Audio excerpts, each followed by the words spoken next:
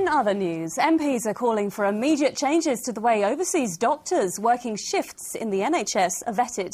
It follows the inquest into the death of David Gray from Cambridgeshire, who was killed by a German doctor who administered 10 times the normal dose of diamorphine. Victoria Webb has more. In a rural county like Suffolk, where the population is more dispersed, covering out-of-hours GP care can be a challenge. Last week, Harmoni took over a service that was heavily criticised. My father was dying of cancer and lived at Brantford, and it was bad timing before they got there. What sort of timing? 5 hours. I rang as a last resort, really, having tried every type of, local analgesic, and was told it would be at least an hour and a half before somebody could see him. Here at their call centre in Ipswich, Harmoni are trying to win back the confidence of both doctors and patients. We've set up a GP advisory board. 5 prominent local GPs are on it who are working in the service with a view to seeking their views, to re-engaging with local general practice and getting much closer ties between the out-of-hours service and local GPs.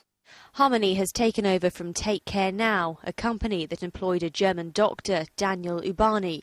2 years ago, he killed David Gray from Cambridgeshire after giving him 10 times the normal dose of diamorphine, admitting he was confused about the difference between drugs used here and in Germany.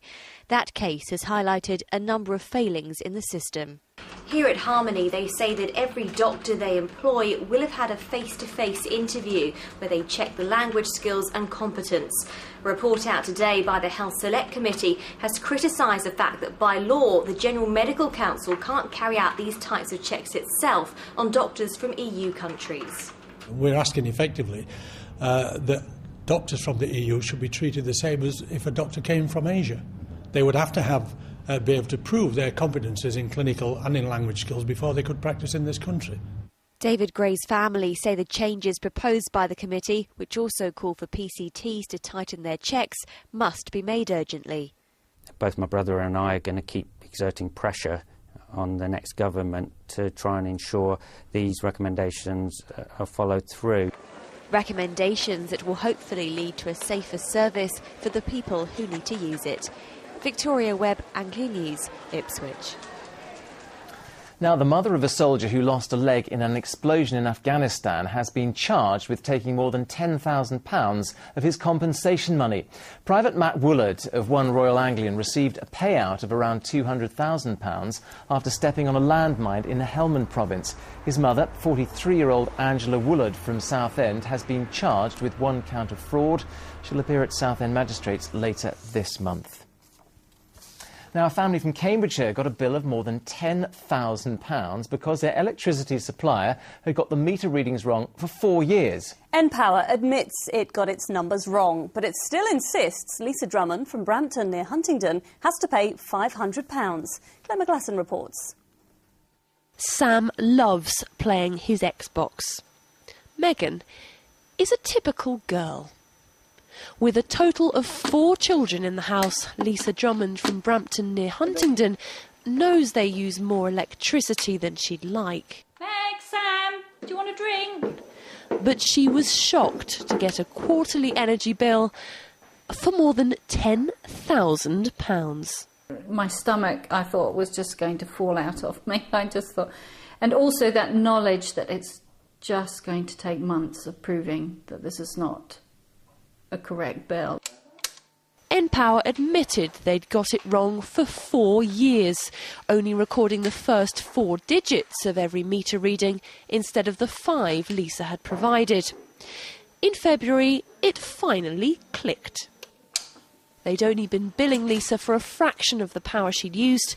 Now, after doing the sums, npower says she owes them £500.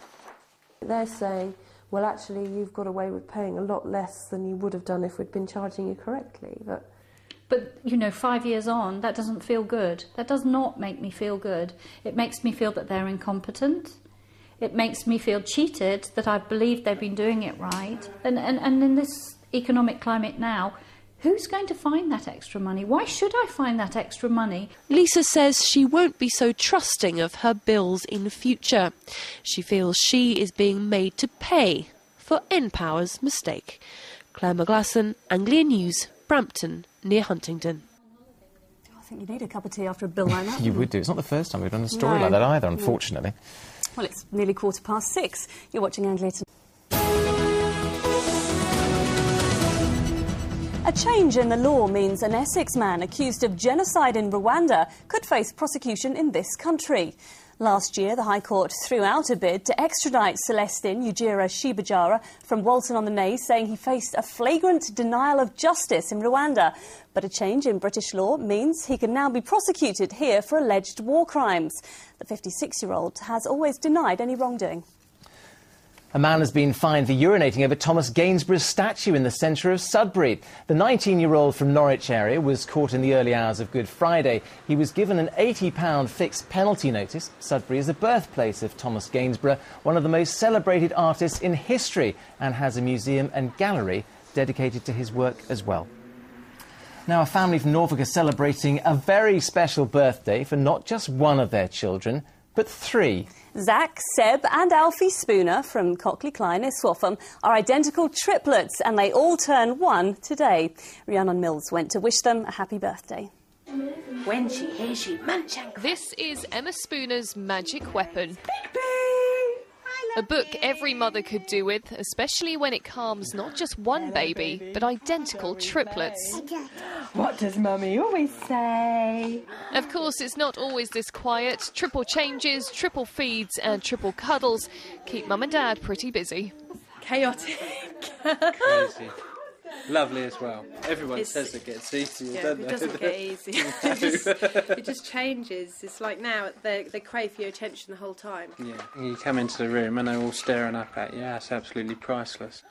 We first caught up with the Spooners when they were just 5 weeks old. Who have you got there, or do you have no idea? No. 12 months on, just try getting them to sit still. I failed not once. Oh, we're just losing one now. Not twice. Oh, poor Sebastian. But more than 3 times. Oh, and I'm being strangled now. OK, so let me introduce you to them all. This is Alfie, he's apparently the mischievous one. Then you've got Sebastian here, he's the cheeky one. And Zach, he's the sensitive one. They're also different sizes, but telling them apart can still trip up Mum and Dad. Sometimes we do get it wrong. I was over my mum's the other day and I was calling Alfie to get away from the TV unit and he wasn't listening to me. And Mum said, that's because you're calling the wrong baby, and it's actually Zach. Although apparently extra brothers mean better playtimes. Now we've got more people to play with. Before we just had to play with each other and we used to get in boos, but now we've got the babies to play with. We can play with one at a time.